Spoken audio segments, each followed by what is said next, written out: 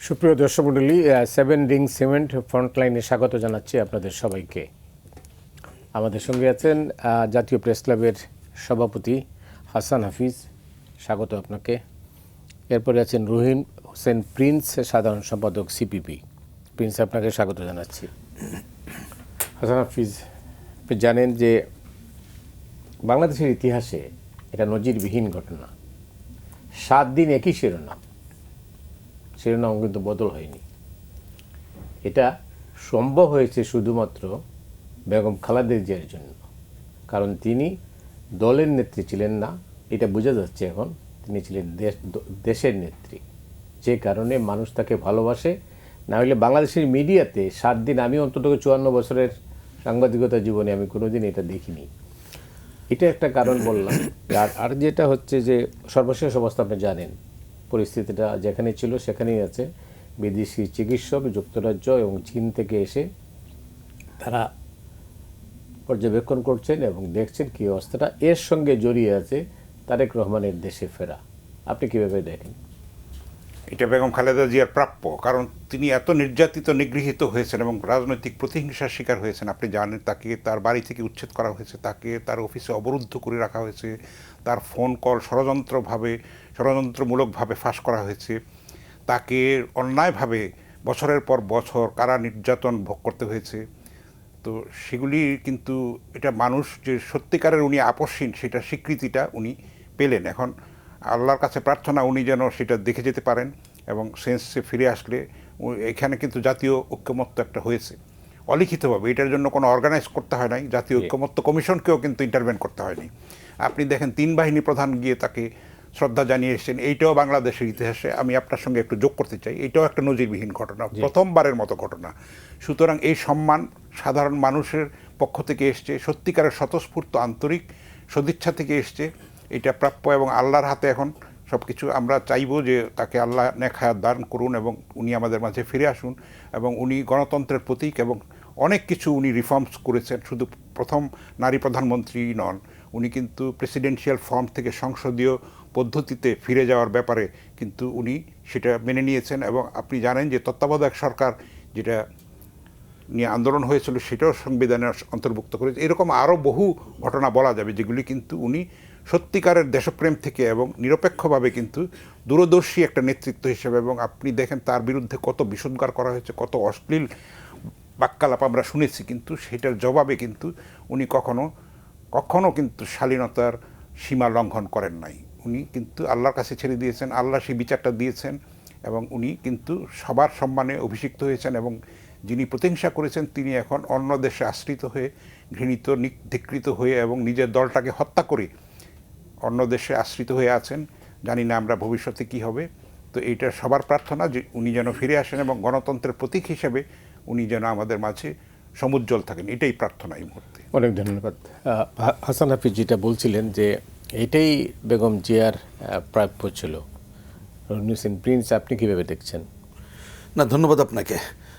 আমার বিবেচনায় একটু যদি বলি যে এখনকার যে সময়, শুধু ব্যক্তি হিসাবে ওই প্রাপ্যটার সাথে আমি যুক্ত করতে চাই যে আমরা দীর্ঘ কর্তৃত্ববাদী স্বৈরাচারী শাসন ব্যবস্থাকে উৎখাত করে যে গণতন্ত্রের পথে যাত্রার যে কাজটা শুরু করছি, আমার ধারণা হচ্ছে যে অন্ততপক্ষে সচেতন মানুষ মনে করে যে এই সময়ে উনি যদি যতটুকু ওনার পক্ষে সম্ভব সেইটা থাকলেও এইটা একটা পজিটিভ দিকে মোড় নিত, সেই আকাঙ্ক্ষাটাও আছে। ওনার প্রতি যে সম্মানটা সামগ্রিকভাবে উনি বললেন, যেটা খুবই কারেক্টলি আমার কাছে মনে হয়েছে, এইটা হচ্ছে। এবং এইটার সাথে এটাও আমার বিবেচনায় যে তারেক রহমানের দেশে আসা, সেটাও কিন্তু যে আগামী গণতন্ত্র উত্তরণের যাতে যে পথচলা, আমি পথচলা পর্যন্তই বলতে চাই, যে ওই ধারাটা যাতে ঠিক থাকে, এইটাই সচেতন মানুষের আকাঙ্ক্ষাটাই ওনার প্রতি অতীতের যে কোনো সময়ের তুলনায় যে কোনো ঘটনায় শ্রদ্ধাবোধ এবং অন্যটা বাড়িয়ে দিয়েছে। এবং এই কথা বলার অপেক্ষা রাখে না, আমি ওনার ওই কথার সাথে খালি ওই পয়েন্টটাকে প্রতিধ্বনিত করি যে এত বড় ঘটনার পরেও এইবারে যে উনি ওনার বিহেভিয়ার অন্য কিছুর মধ্যে সেই ধরনের কোনো প্রতিহিংসামূলক বা কোনো কথাগুলো বলেননি, সেটি একটা খুবই পজিটিভ জায়গা। যেটা যে কথা বলেন না কেন, আমাদের বাঙালি মানুষকে শেষবেলা এসে কিন্তু একটু নরম হয়ে আমরা মনে করি মিলে ঝিলে থাকো, এটাই সত্য। তা সেইটা অনেকেই পারে না, কিন্তু অন্ততপক্ষে উনি নানা ঘটনার মধ্যে দিয়ে যে আসার পরেও শেষ যে ভূমিকা নিয়েছে, আমার ওই পজিটিভ ধারাটা ধরেই গণতন্ত্র উত্তরণের পথের জায়গাটাই ধরা দরকার বলে মনে করি। আমার লাস্ট মন্তব্য এই পয়েন্টে হচ্ছে যে আমরা যে শ্রদ্ধা নিবেদন বা যে আকাঙ্ক্ষা পজিটিভ করছে সবাই করছে, আমি এই পর্যন্ত এরকম নেগেটিভ কোনো জায়গায় দেখি নাই। তো যে করছি সেইটা বোধহয় আমাদের আরেক ধাপ এগিয়ে যদি গণতন্ত্রের পথে যাত্রাটাকে আমরা আরেকটু নিরঙ্কুশ করতে পারি, তাহলে ওনার প্রতি সবচেয়ে বেশি শ্রদ্ধা নিবেদন করা হবে বলে আমার মনে এ হয়। থেকে কি বাংলাদেশের রাজনীতির গুণগত কোনো পরিবর্তনের কোনো আলামত দেখতে পাচ্ছেন? আমি ধরেন এই মুহূর্ত পর্যন্ত যতটুকু দেখছি তাতে এইটা পজিটিভ, কিন্তু এর মধ্য দিয়ে কোনো গুণগত পরিবর্তন সেটা এই মুহূর্তে বলা কঠিন। কারণ আপনি ভালো জানেন এগুলো আমাদের হিস্ট্রিও যেটা বলে যে শেষ মুহূর্তে যে এখন যেটা যাচ্ছি আমরা, হ্যাঁ, শ্রদ্ধা নিবেদন যদি গুণগত পরিবর্তনের কোনো ইঙ্গিত, ওই যে আকাঙ্ক্ষার আমি গণতন্ত্রের পথে উত্তরণ দিয়ে বললাম, আপনি অন্য পয়েন্টে যেটা বলছেন ওটা করতে পারলে ভালো হতো, কিন্তু আমি একেবারেই হয়তো এটা আকাঙ্ক্ষা করতে পারি, কিন্তু শেষ বেলায় সেইটা আমি পুরোটা প্রত্যাশা করি না। কারণ ভোট হলে নেমে গেলে তখন দেখা যাবে অন্য জায়গায় আমরা যাব। কিন্তু আমার বিবেচনায় যে অন্তত পক্ষে সচেতন মহল দল হিসাবে বিএনপি মানে গণতন্ত্রের পথে সহায়ক হতে পারে, এটা হওয়ার ভূমিকা রাখার চেষ্টা আমরা করি, এইটা হচ্ছে কথা। আর নানা ধরনের অপশক্তি যারা শুধুমাত্র ক্ষমতা, শুধুমাত্র সুযোগ পেয়েছি তার ব্যবহার বা অপব্যবহার, তারা কিন্তু সেই কাজ করবে। কিন্তু অন্ততপক্ষে ওনার দল বা অন্ততপক্ষে আমি বলতে পারি যে আমরা যারা আছি বামপন্থীরা, আমরা তো গণতন্ত্রের পথে উত্তরণের এই সহনশীল পজিশন থেকে পজিটিভ জায়গা দেখতে চাই। সেই কাজটাই আমি আবারও আকাঙ্ক্ষা করি যে আসেন সবাই মিলে এই কাজটুক করেই ওনার প্রতি শ্রদ্ধা নিবেদনের জায়গায় যাই। অনেক ধন্যবাদ। এই প্রসঙ্গে কি আপনার কিছু বলা আছে?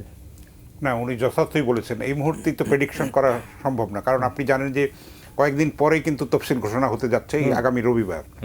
তখন কিন্তু অন্যরকম একটা কেমিস্ট্রিটা চেঞ্জ হয়ে যাবে। ভোটের মাঠের ইকুয়েশনটা, সমীকরণটা, প্রকাশ্যে অপ্রকাশ্যে যে জোট গঠন কিংবা মেরুকরণ, সেগুলি কিন্তু পরিস্থিতিটা চেঞ্জ হয়ে যাবে। তবে এইটা একটা পজিটিভ ভাইব, যেটা কিন্তু সবাই মিলে ঐক্যবদ্ধ হয়েছে।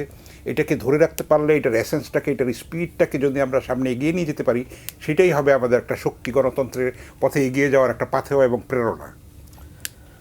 অন্য প্রসঙ্গ, সেটা হচ্ছে যে একটি গ্রহণযোগ্য নির্বাচনের পূর্ব শর্ত কি? পূর্বশর্ত হচ্ছে পারস্পরিক শ্রদ্ধাশীলতার জায়গা, আস্থার জায়গাটা, এবং দেশপ্রেম এবং সততা, দুর্নীতিমুক্ত একটা পরিবেশ এবং শান্তিপূর্ণভাবে একটা গণতন্ত্রের উত্তরণের যে অভিযাত্রা, সেটাকে নিরঙ্কুশ করার চেষ্টা করে। এবং সবচেয়ে বেশি ইম্পর্ট্যান্ট হচ্ছে যে নির্বাচন পূর্ব সহিংসতার যেসব আমরা লক্ষণ দেখতে পাচ্ছি, সেটাও উদ্বেগজনক। সেটাকে প্রত্যেকটা রাজনৈতিক দল যদি এখানে দায়িত্বশীলতার পরিচয় দেয়, পারস্পরিক আস্থার জায়গাটা তৈরি করে, তাহলেই কিন্তু এটা অনেক ক্ষেত্রে নিয়ন্ত্রণ করা সম্ভব। কারণ অপশক্তি আছে, ষড়যন্ত্র আছে, দেশের ভিতরে আছে, দেশের বাইরে আছে।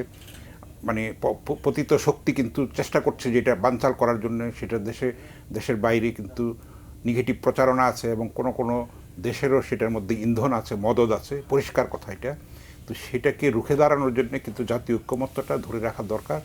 বেগম খালেদা জিয়ার অসুস্থতার মধ্যে, তার ক্রিটিক্যাল অবস্থার মধ্যে দিয়ে যেটা আমি বলছি যে ঐক্যের একটা আমরা আভাস দেখতে পাচ্ছি, সেটাকে যদি সংহত করতে পারে, সেটাকে যদি সামনে এগিয়ে নিয়ে যেতে পারে, সেটা একটা বড় শক্তি হবে আমার মনে হয় এই সংকট উত্তরণের ব্যাপারে। ধন্যবাদ। আমরা তো স্বপ্ন দেখি, বারবারই তো স্বপ্ন ভেঙে যায়। আর এই যে 5ই আগস্টের পরে আমরা কি ভেবেছিলাম? আমরা ভেবেছিলাম যে বাংলাদেশের রাজনীতিতে অন্য একটা ধারা সূচিত হবে, কিন্তু সেটা তো আমরা লক্ষ্য করিনি। সর্বশেষ যেটা আমরা আলোচনা করছিলাম যে বিএনপি চেয়ারপারসন বেগম খালেদা জিয়ার সর্বশেষ স্বাস্থ্যের খবরাখবরকে কেন্দ্র করে সারা দেশে, বিশেষ করে তিনি অসুস্থ হওয়ার পর 27শে নভেম্বর থেকে যে পরিস্থিতিটা তৈরি হয়ে গেছে, তো সে থেকে মানুষ অনেকেই আশাবাদী। আর যেটা আপনি একটু আগেও মানে সংশয় প্রকাশ করেন কিছুটা, যে আমরা এতটুকু যেতে পারবো কিনা। কিন্তু শুরুটা তো হলো, এখান থেকে আমরা যদি শিক্ষা নিই তাহলে হয়তো বা একটা পরিস্থিতি তৈরি হতে পারে। যাই হোক, আমি যেটা আপনার কাছে হাসান হাফিজকে জিজ্ঞেস করেছিলাম, প্রধান উপদেষ্টা ডক্টর মোহাম্মদ ইউনূস একটা ঐতিহাসিক নির্বাচন চান। তিনি বিশ্বাস করেন যে একটা ঐতিহাসিক নির্বাচন উপহার দিয়ে তিনি তার জায়গায় চলে যাবেন। আপনার কি তাই মনে হয়? কীভাবে সম্ভব? আমি 3টা কথা বলি। প্রথমে আপনি যে কথাটা বললেন, এটা ঠিক। যতটুকু এইখানে আমরা খালেদা জিয়ার অসুস্থতা এবং হসপিটাল দেখে যেটা করেছি, সেই জায়গাটায় আমি মনে করি যে কিছুটা উদ্যোগ আমার বিবেচনা, ব্যক্তিগত বিবেচনাটা বিএনপির দিক থেকে যদি একটা নেয়, তাহলে আমাদের এই সহনশীল পরস্পর প্রচারণা কিছুটা যদি ভূমিকা রাখে, সেটা হয়তো নির্বাচনে একটা ভূমিকা রাখবে। আমি সরকার এইখানে প্রধান ধরছি না, বিএনপির উপরে এই কথা রাখলাম 1 নম্বর। 2 নম্বর হচ্ছে, আমি একটু পূর্ব শর্তের একটা পয়েন্ট বলে তারপরে ওইটা যাই। জি, please। আমার বিবেচনায় যে পানি আসলে অনেক দূর গড়িয়ে গেছে, তো ইচ্ছা করলে অনেক কিছু এখন মেলা ভালো আমরা পারবো না, পরিষ্কার বুঝি। তাহলে আমরা কত ভালো পারি এই বিবেচনা করতে হবে। কিন্তু সরকার, আমরা অনেকদিন ধরে বলে আসছি যে অন্তত পক্ষে এই সিগন্যালটা দিক। আমি আইন শৃঙ্খলা বাহিনী বলতে এখানে যৌথ বাহিনী মিন করছি, মানে যারা মাঠে আছে, খালি এক পক্ষ, খালি পুলিশ না, পুলিশ, আর্মি, অন্যান্য যারা আছে, তাদেরকে অন্তত পক্ষে আস্থায় নিতে হবে এবং তাদেরকে বলতে হবে যে তোমরা আইন শৃঙ্খলা রক্ষায় জিরো টলারেন্স দেখিয়ে দায়িত্ব পালন করো। অন্য কিছু করলে যা যা আছে করবে, এইটাই। কারণ এখন ধরেন মব সন্ত্রাস যেখানে পৌঁছেছে, শুধু সাধারণ মানুষ না, আইন শৃঙ্খলা বাহিনীর অনেকেও তো তারা ভয়ের মধ্যে থাকে। তারপরে মিনিমাম এইটা করে যদি একটা সিগন্যাল কঠোরভাবে দিতে পারে, আমি মনে করি আগামী নির্বাচনের জন্য এইটা এক ধাপ অগ্রগতি হবে। এইটার উপরে দাঁড়িয়ে তখন অন্য কাজগুলো আরও বেশি সুবিধা হবে বলে আমার কাছে মনে হয়। এইটাই এই মুহূর্তে আমার বিবেচনায় খুবই জরুরি কাজ। তৃতীয় কথা হচ্ছে যে আমাদের ডক্টর মোহাম্মদ ইউনূস সাহেব যে ঐতিহাসিক নির্বাচন, ওনার ভাষায় পরিষ্কার নির্বাচনের যেটা দেখেছেন, এখন সেটা এক একজনের আকাঙ্ক্ষা, আমাদেরও যে আকাঙ্ক্ষা ছিল, বা হাফিজ ভাই বা আপনারও যে আকাঙ্ক্ষা, আমার বিবেচনায় হয়তোবা আমরা যে সময়টা গেছে, আবার ওই কথা বলতে হয় যে পানি অনেক দূর গড়িয়ে গেছে, পুরোটা হয়তোবা আমরা পারবো না। আমরা কিন্তু তারপরও সবাই মিলে আমরা যতটুকু পারি, সময় ক্ষেপণ করা যাবে না, এই ধারায় যাওয়াটাই কিন্তু দরকার হয়ে পড়ছে। কারণ সেইটা না হলে আমরা আরও বড় সংকটে পড়ে যাব বলে আমার কাছে মনে হয়, সেটা দেখতে হবে। আমি এই প্রসঙ্গক্রমে একটা ছোট আপনাকে বলি।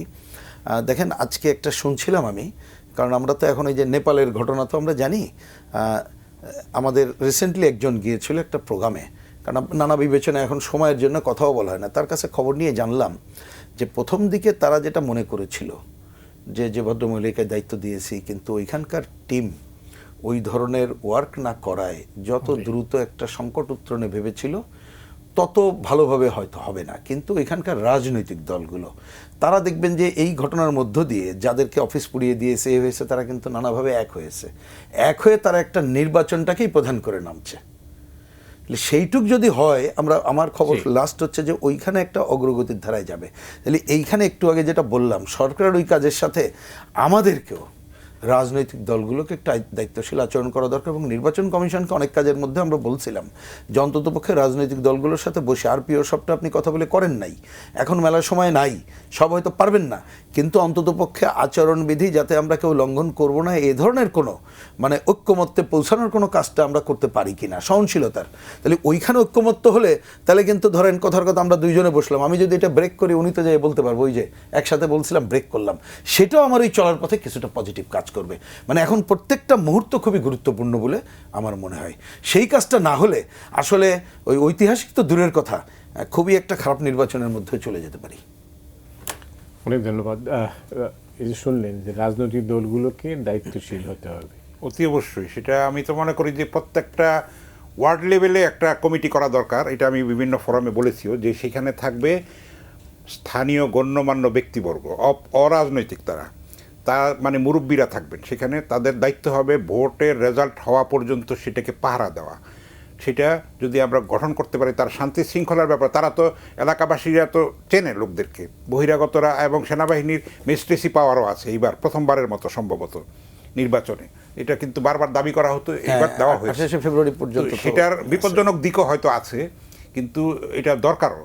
মানুষ কিন্তু সেনাবাহিনীকে দেখলে কিন্তু একটা সেফও ফিল করে, শুধু আতঙ্কিতও হয় না। কারণ সেনাবাহিনী কিন্তু আমাদের সেই যুগসন্ধিক্ষণে কিন্তু তারা দায়িত্বশীলতার পরিচয় দিয়েছে, 90-এ দিয়েছে, 24-এ দিয়েছে দেশকে। এইবার তারা গৃহযুদ্ধ থেকে, বিশাল একটা রক্তপাত থেকে দেশকে রক্ষা করেছে, এবং নির্বাচনটাও করে দেওয়া তাদের দায়িত্ব, যেহেতু তারা আমাদের মুক্তিযুদ্ধ থেকে উত্থিত একটা সেনাবাহিনী। সেটা কিন্তু আমাদের গর্বের বিষয়, এবং বিশ্ব দরবারে কিন্তু আমাদের সেনাবাহিনীর যে ভাবমূর্তি, সেটা অত্যন্ত উজ্জ্বল। সেটাকে রক্ষা করার জন্য এবং সেটাকে আরও ব্রাইটেন করার জন্য, উজ্জ্বলতর করার জন্য কিন্তু এটা একটা বড় সুযোগ বলে আমি মনে করি। কিন্তু শুধু সেনাবাহিনীতে পারবে না, জনগণের সবাইকেই লাগবে, সবাইকেই 12 কোটি ভোটার না শুধু, যারা নন ভোটার তাদের প্রত্যেকটা নাগরিকের দায়িত্ব আছে। কারণ জুলাইয়ের চেতনা, যে জুলাইয়ের শহীদের যে রক্তের সঙ্গে যদি আমরা বেইমানি না করি, তাহলে কিন্তু পরিবর্তনটা আনতে হবে, গুণগত পরিবর্তন আনতে হবে। রাজনৈতিক দলগুলির মাইন্ডসেটটাকে চেঞ্জ করতে হবে। আগের মতো গতানুগতিক সিস্টেমে তো হবে না। আগে 3 বার ভোট হয় না, প্রশাসনের নির্বাচন হয়েছে, আমিডামি নির্বাচন হয়েছে, বিনা প্রতিদ্বন্দ্বিতা নির্বাচন হয়েছে, রাতের ভোট হয়েছে। সেগুলির থেকে তো জাতি মুক্তি চায়। প্রত্যেকে যার যার মতটা ব্যালট পেপারে এটা প্রতিষ্ঠিত করতে চায়, প্রতিফলিত করতে চায়। সেইটার সুযোগটা যখন পাবে, ভোটারদের কাছে কিন্তু যেতে হবে। জবাবদিহিতার একটা ক্ষেত্র তৈরি হতে যাচ্ছে। একটা নির্বাচনে কিন্তু গণতন্ত্র প্রতিষ্ঠা হয়ে যাবে না, এটা কিন্তু দীর্ঘ প্রক্রিয়ার ব্যাপার। তো আমরা আশা করব যে সেই অন্তত সূচনাটা একটা ভালোভাবে হবে।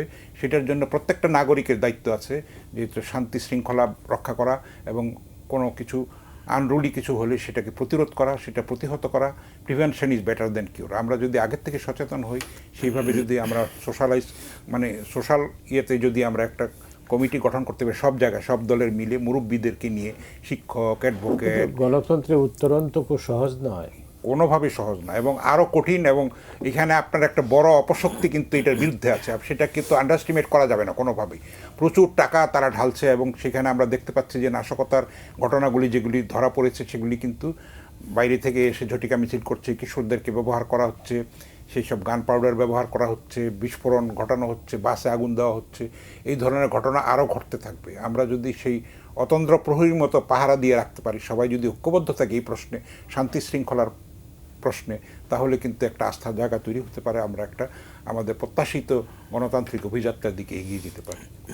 অনেক ধন্যবাদ। অভ্যুত্থানের শক্তিগুলোর মধ্যেই তো বিভেদ আমরা লক্ষ্য করছি।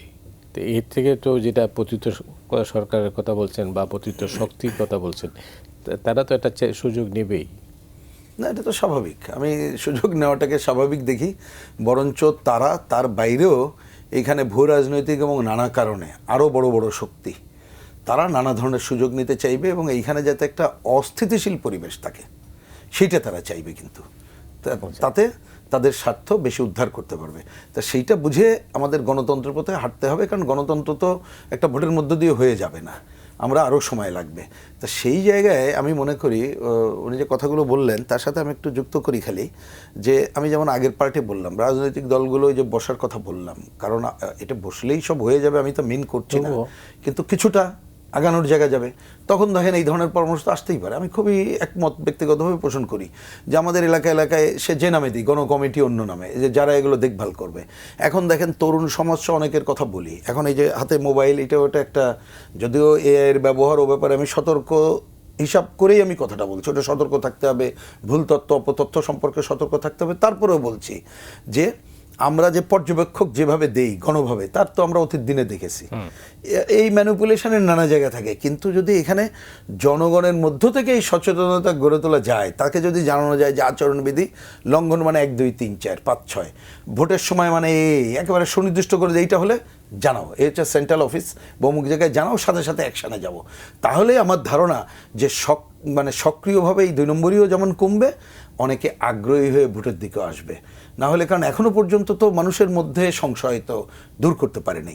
তা আমি বলছি যে এই নানামুখী পদক্ষেপের মধ্য দিয়ে আমরা সংশয় দূর করা এবং ভোট ঘোষণার পরে ভোট দেওয়া, ভোট গোনা এবং ক্ষমতা হস্তান্তর পর্যন্ত কিন্তু এই সংশয় যেটা থাকবে এটা দূর করার কাজটা করতে হবে। কিন্তু আমার বিবেচনায় যে এমন কতগুলো কাজের মধ্যে ঢুকে পড়া দরকার, আমাদের আগাম সিগন্যাল মানুষ যাতে বুঝতে পারে যে না, ভালোই তো হচ্ছে, এতদিন যেটা ছিল কি হবে, তখন বলছে না, আগের থেকে যা ভাবছিলাম তার থেকে ভালো হবে। অন্ততপক্ষে এই চিন্তার জায়গায় আসাটা দরকার। আর আপনি যেটা এবার বললেন, আমার বিবেচনায় ঠিক এই সময় আমরা মেলা ওইটায় আগাইতে পারবো, খুব একটা আগাইতে পারবো আমি তা দেখি না। এই কারণ এটা ঐক্যমত্যই জটিলতা করে ফেলছে। ঐক্যমত্যের নামে যতটুকু ঐক্যমত্য সেইটুকু নিলে কিন্তু আজকে এই জটিলতা হইতো না। কিন্তু ওনারা মনে করছে যার পক্ষে যতটুকু সময় নিজেরটা একটু গিলানোর ব্যবস্থা করি। এখন ওই জটিল পরিস্থিতিতে তো পড়ে গেছে, এবং আমি জানি না এই কথাটা আপনি তোলেন নাই, তুলেও আমরা একটু না তুলেও বা করবো কি, তুলতেই হয়। এই যে গণভোট একই দিনে, এইটা যে কি জটিল পরিস্থিতি ফেলবে, ওইটা চিন্তা করলে তো তখন তো অন্য জায়গায় চলে যায়। কীভাবে? আপনি খুবই সিম্পল চিন্তা করেন, ধরেন ডিসিশন নিয়ে নিছে, এর বৈধতা আছে কি নাই এ কোশ্চেন এখনও আছে, প্রয়োজনীয় যে আমরা অপ্রয়োজনীয় মনে করেছি গণভোট চাই, কখন আমরা বলেছি পরে। আমি সে আলোচনাও এখন ধরেন যদি একটু অফ রেখেও বলি, আপনি ব্যালট যেভাবে তারা করলো যে 4টা পয়েন্ট হ্যাঁ না বলবেন, 4টা পয়েন্টের মধ্যে ডিফ্যাক্টো 30টা পয়েন্টও আছে, সেটা ইতিমধ্যে সুনির্দিষ্ট করে দিয়েছে সর্বশেষ আপনি দেখেছেন।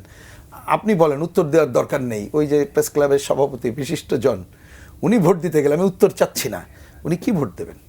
কারণ আমি দায়িত্ব নিয়ে আমার কথা এবার বলি, ধরেন ওইখানে যে 4টা পয়েন্ট আছে, আমি তো কোনো পয়েন্টে একমত, কোনো পয়েন্টে দ্বিমত করি। তো আমি কি হ্যাঁ না ভোট দিতে পারবো? আমি তো ভোটই দিতে পারবো না, এটা আমার নৈতিকতা। আমি আপনাদের কাছে জিজ্ঞেস করতে চাই না, কারণ আমি কোনটা দেবো? আমাকে কয় পয়েন্টে হ্যাঁ দিতে হবে, কয়েকটা পয়েন্টে না দিতে হবে। তা আমি তো দেখি যে মানুষের মধ্যে এটা নিয়ে তো একটা জটিলতা থাকবে।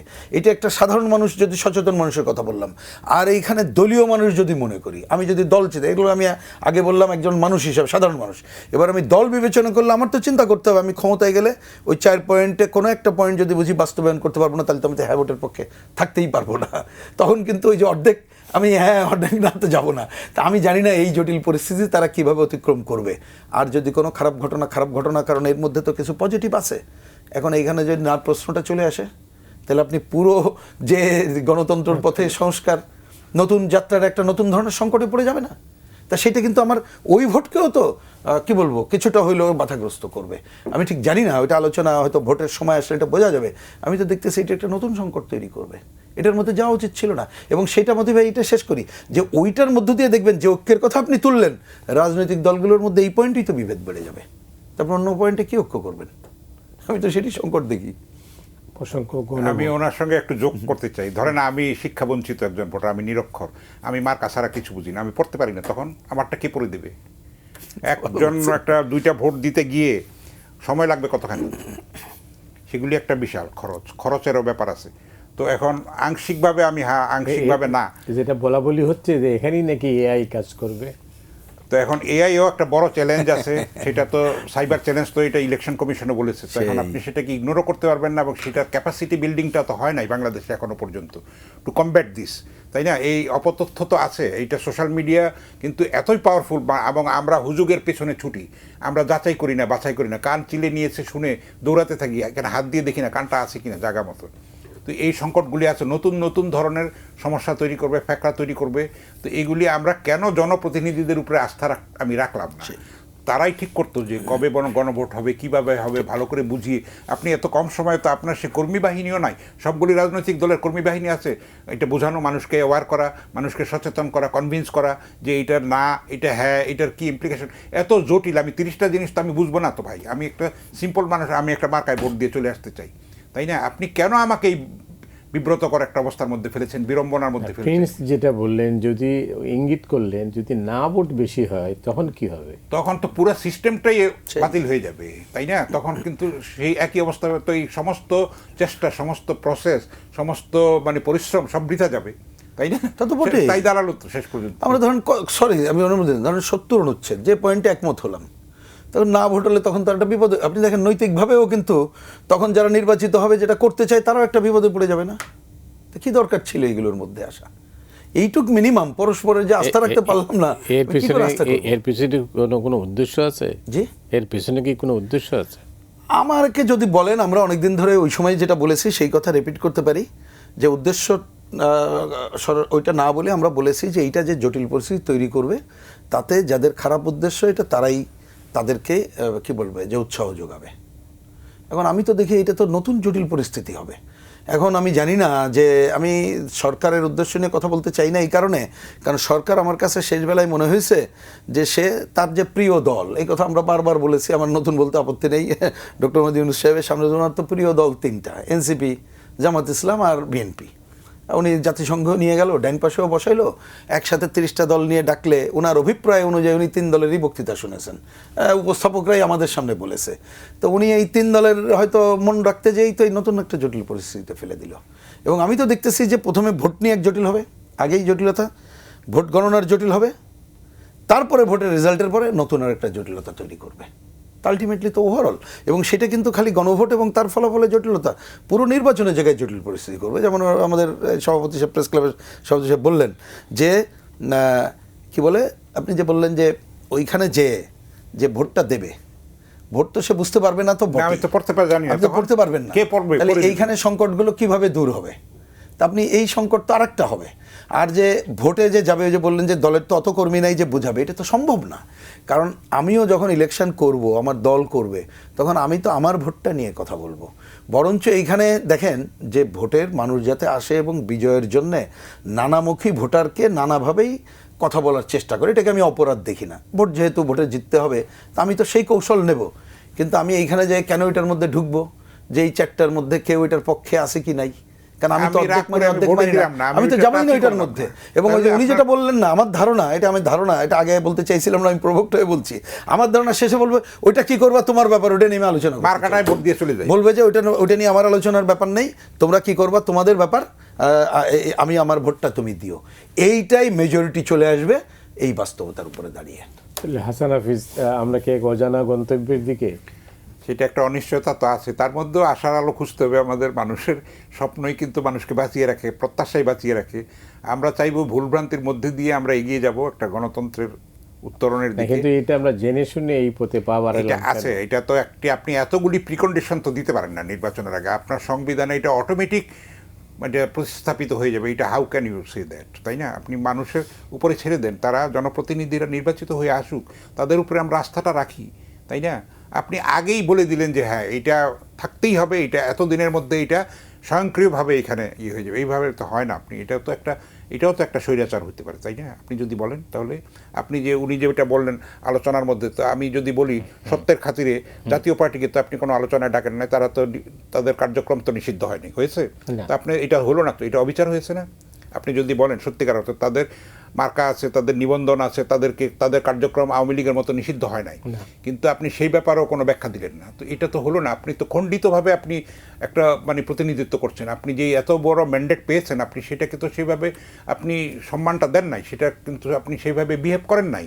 এখন কিন্তু এগুলি মূল্যায়নের সময় এসছে। আপনি এত দীর্ঘতম সময় নিয়েছেন, তিনটা তত্ত্বাবধায়ক সরকারের সময়ের থেকে বেশি আপনি সময় নিয়েছেন, তারপরে রেজাল্টটা কি আমরা দেখতে পাচ্ছি? নেপালে দেখেন, নেপালে তো জেনজি আন্দোলন হয়েছে, তারা কিন্তু প্রথমেই নির্বাচনের ডেট দিয়েছে, নির্বাচনের আমরা এত সময় নিলাম এখনো জানি না তারিখ। আমরা এত সময় নিলাম কেন?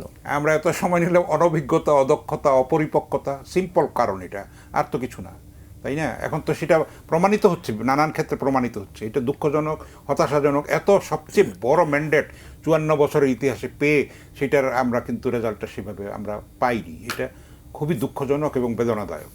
অনেক ধন্যবাদ হাসান হাফিজ। একটা বিরতিতে যাব, তো বিরতির পরে রহিন হোসেন প্রিন্স আপনার কাছে ওই প্রশ্নের জবাব খুঁজবো, আমরা এত সময় নিলাম কেন।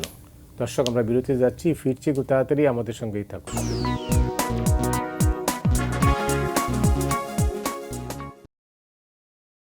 সুপ্রিয় দর্শক মণ্ডলী, আপনারা দেখছেন 7 রিংস সিমেন্ট ফ্রন্টলাইন। আমরা যেটা শুনছিলাম হাসান হাফিজের কাছ থেকে, এবার রহিন হোসেন প্রিন্সের কাছে যাব। প্রিন্স, ওই যেটা হাসান হাফিজ যেটা প্রশ্ন তুলেছেন, যেটা বলছেন যে বিলম্ব, আমরা এত সময় নিলাম কেন? নেপাল যদি পারে ডে 1 থেকেই তারা যদি তাদের লক্ষ্য গন্তব্য ঠিক করতে পারে, আমরা ঠিক করতে পারিনি কেন? দেখেন, নেপালের কথা যখন আসলো, আমি একটু আগেও বললাম, যদিও সময়ের বিবেচনায় পুরোটা খবর অত রাখতে পারছি না, কিন্তু কিছুটা যতটুকু খবর রাখি, নেপালের সর্বশেষত শুনছি যে যিনি দায়িত্বপ্রাপ্ত হয়েছেন তিনি আন্তরিকভাবেই চান যে উনি যে ঘোষণা দিয়েছেন ওই সময় নির্বাচন। ওইখানে রাজনৈতিক দলগুলোর মধ্যে বিশেষ করে যারা প্রচলিত রাজনীতির বাইরে আমেরিকান স্বার্থ রক্ষাকারী গ্রুপ হিসাবে জড়িত, তারা নাকি নেপালেও চেষ্টা করছে যাতে নির্বাচনটা পেছানো যায় কিনা। তার একটা অন্যতম লক্ষ্য তাদের প্রভাব বলয় গড়ে তোলা, নির্বাচনে তাদের পজিশন নেওয়া।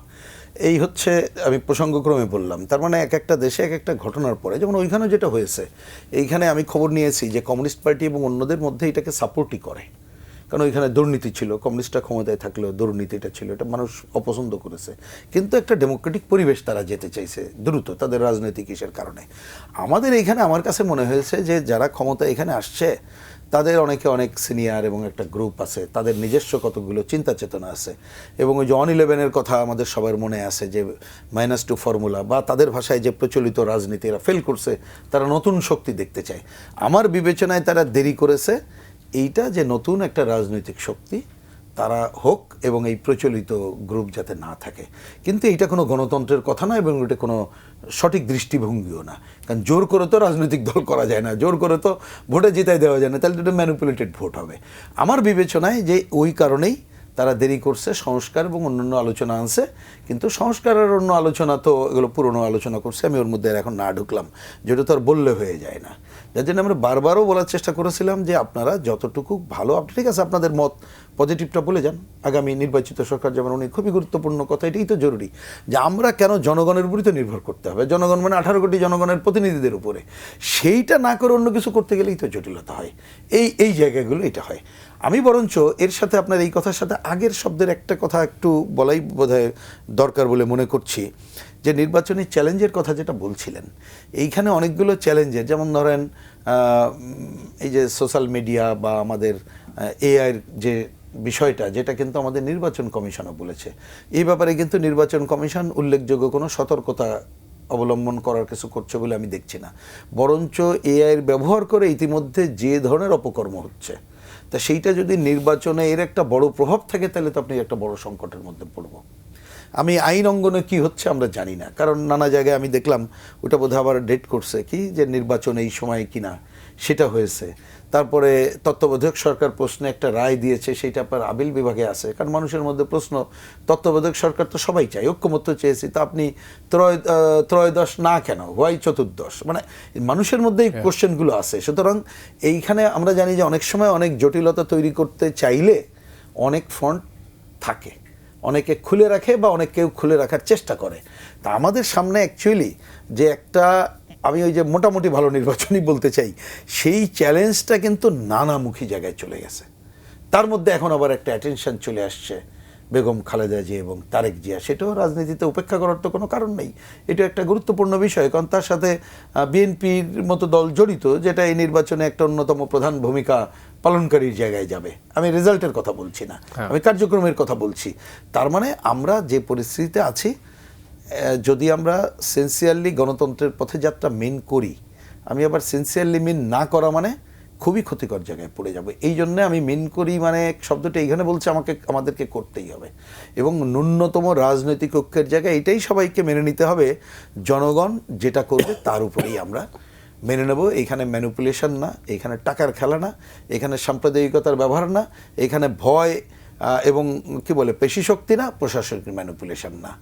এইটা যদি করি, যেটা দিয়ে শুরু করছিলেন যে এত বড় একটা যে গণ অভ্যুত্থান হলো, এইবার যদি এটা হারিয়ে যাওয়ার জায়গায় যায়, তাহলে মানুষ কিন্তু, আমি জানি না যে আর এই ধরনের আস্থা স্থাপন আরও কত বছর কত যুগ পরে এই রাজনৈতিক দল এবং অন্যদের উপরে করবে, সেইটা আমরা জানি না, বরঞ্চ একটা অ্যানার্কির সিচুয়েশনে দেশটা পড়ে যাবে বলে মনে হয়।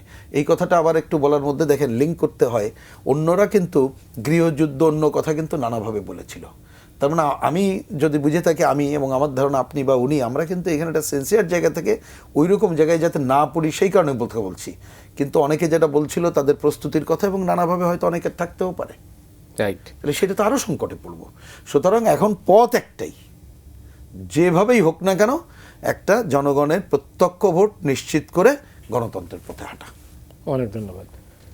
চলমান ভঙ্গুর আইনশৃঙ্খলা পরিস্থিতির মধ্যে দিয়ে যেভাবে দেশটা এগিয়ে যাচ্ছে, এই অবস্থায় একটা নির্বাচন, আপনি কি মনে করেন যে এই চ্যালেঞ্জ মোকাবেলা করতে পারবে? ভঙ্গুর আইন শৃঙ্খলা পরিস্থিতির মধ্যে কিছুটা তো উন্নতি হয়েছে, কিছুটা ইতিবাচক তো হয়েছে, আমরা সেটা লক্ষ্য করেছি। গুলি হচ্ছে, এটা হ্যাঁ, তো এখন সেখানে রাজনৈতিক দলগুলিরও তো ভূমিকা আছে, তো তারা লোকালি সেগুলি কেন সেটা মোবিলাইজ করতে পারছে না। মব হচ্ছে কিন্তু অনেকে দাঁড়িয়ে দাঁড়িয়ে মজা দেখছে, এটাও তো চেঞ্জ করতে হবে, তাদেরকে বোঝাতে হবে যে এটা প্রতিরোধ করতে হবে। আপনি ঘরে ঘরে পুলিশ দেওয়া তো সম্ভব না। আর পুলিশের মধ্যে পুলিশ দোষ করেছে, দলীয়করণ করা হয়েছিল, কিন্তু সব পুলিশই তো খারাপ না, অনেকে তো আবার ভয়ও পাচ্ছে। পুলিশকে আমরা এত উপেক্ষা করছি, এখন এত তারা হেটেড, কিন্তু সেটাও তো, সেই দৃষ্টিভঙ্গিটাও তো বদলাতে, পুলিশ তো লাগবে, আমাদের আইন শৃঙ্খলা পরিস্থিতি লাগবে। তো আমরাও নিজেদের ক্ষেত্র থেকে যার যার জায়গা থেকে আমরা যেন ভূমিকাটা পালন করি, একটু ইতিবাচক পুলিশ যাতে গড়ে ওঠে, একটা মানবিক পুলিশ যাতে গড়ে উঠতে পারে, সেটার জন্য নাগরিকদেরও ভূমিকা আছে। এটা সরকার শুধু উপর থেকে চাপিয়ে দিলেই তো হবে না, সামগ্রিকভাবে কিন্তু গুণগত পরিবর্তনটা আনতে হবে, মাইন্ডসেটটা চেঞ্জ করতে হবে, রাজনৈতিক দলগুলিরও করতে হবে, সাধারণ মানুষেরও করতে হবে, তাহলেই হয়তো একটা পজিটিভ দিকে আমরা এগিয়ে যেতে পারবো। যে এটার মধ্যে আমরা আশাবাদী হতে চাই, যেটা আমি বলছিলাম, মানুষের স্বপ্ন এবং প্রত্যাশার জন্যই তো মানুষ বাঁচে। আপনি যদি সব হাল ছেড়ে দিয়ে থাকেন তাহলে তো আর আপনার বনে জঙ্গলে চলে যেতে হবে, দিন দুনিয়া ছেড়ে দিয়ে দিতে হবে। তো সেটা তো সম্ভব না। আমরা এত বড় একটা পরিবর্তন, এত রক্তক্ষয়ী একটা ছাত্র গণ অভ্যুত্থান, সর্বপ্লাবী যেটা আমরা লক্ষ্য করেছি, সেটার ফসলটা তো ঘরে ঘরে পৌঁছে দিতে হবে। ৩৬ জুলাই তো প্রাথমিক বিজয় মাত্র, এটার মূল চ্যালেঞ্জটা কিন্তু সামনেই। গণতন্ত্রকে সংহত করা, সেটার একটা শান্তি এবং স্থিতিশীলতা তৈরি করা, তারপরে আপনার বিনিয়োগ বন্ধ হয়ে গেছে, তারপরে কর্মসংস্থান নাই, মানুষ ছাঁটাই হচ্ছে, দ্রব্যমূল্যকে নিয়ন্ত্রণ করা যাচ্ছে না, কত সংকট, কত প্রশ্ন, কত ইস্যুজ। তো সেগুলি তো সর্বগ্রাসী একটা সংকটের মধ্যে প্রবাসীরা যেই পাথার ঘাম পায়ে ফেলে আমাদের লাইফলাইন হিসাবে তারা কাজ করছে এবং রেমিটেন্সের যেই তারা প্রবাহ দিয়েছে, সেটার ফলে কিন্তু দুর্ভিক্ষটা এড়ানো গেছে। কিন্তু তারপরে আপনি মূলধনী যন্ত্রপাতি আমদানি করতে পারছেন না, কোনো বিনিয়োগ আকৃষ্ট করতে পারছেন না, আপনি ব্যবসায়ীদেরকে আস্থায় নিচ্ছেন না সরকার। তো আপনি একটার পর একটা ব্যবসা প্রতিষ্ঠান বন্ধ করে দিচ্ছেন, সেটা তো কোনোভাবে কাম্য হতে পারে না। ব্যবসায়ীরা অন্যায় করে থাকলে সেটা আপনি বিচার করেন, কিন্তু আপনি তার কারখানা বন্ধ করে দেওয়া, তো এটা তো নিজের পায়ে কুড়াল মারার শামিল। তো সেটা তো ভুল পলিসি আমি মনে করি, সেইটার থেকে সরে আসতে হবে। আমরা তো দেখি নাই যে সরকার ব্যবসায়ী নেতৃবৃন্দের সঙ্গে সেইভাবে বিচ্ছিন্নভাবে হয়তো ছিটে ফোটা বৈঠক করেছে, কিন্তু তাদেরকে তো আস্থায় নেওয়া হয় না। তারা দেশের অংশ না, তো তারা তো দেশটাকে চালিয়ে রাখে। সেটা সচল যদি না থাকে আপনার ধ্বংস হয়ে যাবেন। তো আপনি শুধু প্রবাসীর আয় দিয়ে, আপনি রেমিটেন্স দিয়ে, আপনার ঘরে অনেক টাকা আছে, আপনি বাজার করতে পারলেন, তাহলে সে টাকা দিয়ে লাভ কী? তাই না? আপনি সেই সচলতা আনতে হবে, বিনিয়োগ আনতে হবে। এবং সবাই খালি নির্বাচিত সরকার বলছে, নির্বাচিত সরকার বলছে, ভারতও বলছে, আমরা বলছি, আন্তর্জাতিক বিশ্ব বলছে। তো আমরা সেটাকে বিলম্বিত করে দিচ্ছি। উনি বললেন যেটা বললেন, আমি সেটার সঙ্গে একটু দ্বিমত পোষণ করি। আমি তো বলেছি যে অপরিপক্কতা এবং অদক্ষতা পরিষ্কার। এখন কোদালকে কোদাল বলার সময় এসেছে। তো তারা কেন এত সময় নিল? এর আগে তত্ত্বাবধায়ক সরকার আমাদের দেশে হয় নাই, তারা কি যথাসময়ে সেই টাইমে করতে পারে না? সেগুলি তো প্রশ্নবিদ্ধ নির্বাচনও ছিল না সেই অর্থে। তো তারা কেন পারলো না? তাদের যেটা মেট যারা চয়েস করেছে সেগুলির মধ্যে ভুল ছিল। তো সেই তাদের অক্ষম সততা দিয়ে তো আমাদের কোনো লাভ নেই। দেশপ্রেমে আমরা চাই কাজ, আমরা চাই গতিশীলতা, আমরা চাই বলিষ্ঠতা, আমরা চাই দৃঢ়তা। সেটা আমরা পাই নাই উপদেষ্টাদের মধ্যে, আমরা পাই নাই। অনেক উপদেষ্টার হয়তো বিচারও হবে ভবিষ্যতে, এবং এগুলি নিয়ে এত প্রশ্নবিদ্ধ হয়েছে তারা, তাদের কথাবার্তা, তাদের কারো লোভ লালসা এবং ক্ষমতায় কুক্ষিগত করা রাখার যে একটা অপচেষ্টা এবং ষড়যন্ত্র, তাদের সেই মানসিকতা কিন্তু এখন প্রশ্নবিদ্ধ হচ্ছে। যত দিন যাবে এগুলি কিন্তু আরও স্পষ্ট হবে। হয়তো ভবিষ্যতে তাদের দুর্নীতি উদ্ঘাটিত হবে, তাদের বিচার যদি হয় সেটাও কিন্তু বিচিত্র কিছু না এবং অবাক হওয়ার কিছু থাকবে না। আমরা চাই তারা সসম্মানে প্রস্থান করুক, সময় থাকতে কিন্তু তারা নিজেদেরকে সংযত করুক এবং একটা সত্যিকারের সদিচ্ছা নিয়ে তারা কিন্তু একটা গণতন্ত্রের উত্তরণে তাদের যার যার ক্ষেত্র থেকে ভূমিকাটা পালন করুক। ধন্যবাদ।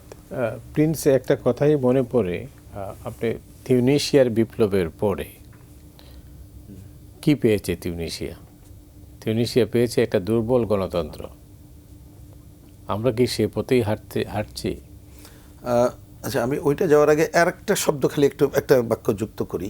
ওই যে নির্বাচন বললাম যে এত সবের পরে হাঁটা, এবং আমাদের এটা বলে আসছে অনেকদিন ধরেও, নির্বাচন এটা আরও আগেই করা উচিত ছিল, যেহেতু করে নাই। যদি 7-8 তারিখে ঘোষণা হয়, ওই সময় আমরা কিন্তু সরকারের একটু কাজ, যেমন বললাম আইন শৃঙ্খলা, আর একটা দেখতে চাই যে সরকারটা এই সময় নির্বাচন পরিচালনা করে সেইটাকে আলটিমেটলি হইতে হবে নির্বাচনকালীন তত্ত্বাবধায়ক সরকার। আমি এটা পরিষ্কার করে বলছি, ইউনূস সাহেব নিজেই নিজেকে প্রশ্ন করুক উনি নির্দলীয় কিনা। কথার কথা ডিসিশন ওনার কাছে যাক, যেহেতু রাজনৈতিক দলগুলো সবাই দ্বিমত করেনি বলে আমরা বলছি না। কিন্তু আরেকটা কাজ করতে হবে, এইখানে ওনার প্রিয় যে 3 দল, আমি আগেই নাম বলছি, এই 3 দল যেসব উপদেষ্টাগুলো সম্পর্কে অভিযোগ করেছে, উনি ওইটাকে আস্থায় নিক, আমাদের কথা আস্থায় নেওয়ার দরকার নেই। তাদেরকে বাদ দিয়ে নতুন টিম করুক যারা নির্বাচন পরিচালনা করে, তাহলেই কিন্তু আপনি ওই যে মোটামুটি ভালো নির্বাচনের জায়গায় যাব। এবার শেষ যে কথাটা আপনি তুললেন, খুবই গুরুত্বপূর্ণ আলোচনা। আমরা অনেক আলোচনা হয়তোবা যে একটা টাইম যে ঠিক আছে এখন এই স্টেপিংয়ে যাক, অন্য আলোচনা তুলে এনে নতুন সংকট তৈরি করতে চাই না। কিন্তু নিশ্চয়ই এগুলো আমাদের ইন্টারনাল আলোচনা হয়, এবং এই আলোচনা এই ক্ষেত্রে আপনারটাও গুরুত্বপূর্ণ। আমি তো দিব্য চোখে দেখতে পাচ্ছি যে আমরা যে ভালো গণতন্ত্রের ধারায় যেটা যেতে চেয়েছিলাম, নির্বাচনটা যদি এই সময়, আমি যদি শব্দটা কিন্তু সচেতনভাবে বললাম, কারণ মানুষই এখনও নিশ্চয়তা পায় না, তা হলেও ভালো গণতন্ত্রের পরিবেশ ফিরে আসবে এমনটি কিন্তু আমরা দেখি না। সেইটা যে দুর্বল গণতন্ত্র না, কোন জায়গায় যে ঘটবে সেইটাও বাংলাদেশে একটা বড় বিষয় দেখতে হবে। যে নির্বাচনটা, আমি আবার নির্বাচনকে বলছি, নির্বাচনের জনগণের ভোট যা হলো কি পরিমাণ আসে, কি ভোট হলো তার উপরে রেজাল্ট হবে, নাকি এইখানে অন্য কোনো ম্যানিপুলেশন এইখানে নির্ভর করবে? কারণ আমাদের ইন্টারনালি কিন্তু অগণতান্ত্রিক শক্তি আছে এইখানে, ইন্টারনালি এমনকি সাম্প্রদায়িক উগ্র শক্তি আছে, গণতান্ত্রিক শক্তি আছে, মধ্যপন্থী শক্তি আছে। তা আমরা একটা মোটামুটি তো আবার সমাজতান্ত্রিক শক্তি লেফটরাও আছি আমরা, কিন্তু মোটামুটি একটা মধ্যমপন্থী অবস্থান নিয়ে তো আগানোর চেষ্টা করতে চাই। কিন্তু এইটারই পদক্ষেপ নির্ভর করবে যদি আমি যারাই সরকারে থাকে নির্বাচনটা করবে তারা যদি একটু মোটামুটি ভালো নির্বাচন করে নির্বাচিত প্রতিনিধিদের হাতে ক্ষমতা হস্তান্তর করতে পারে।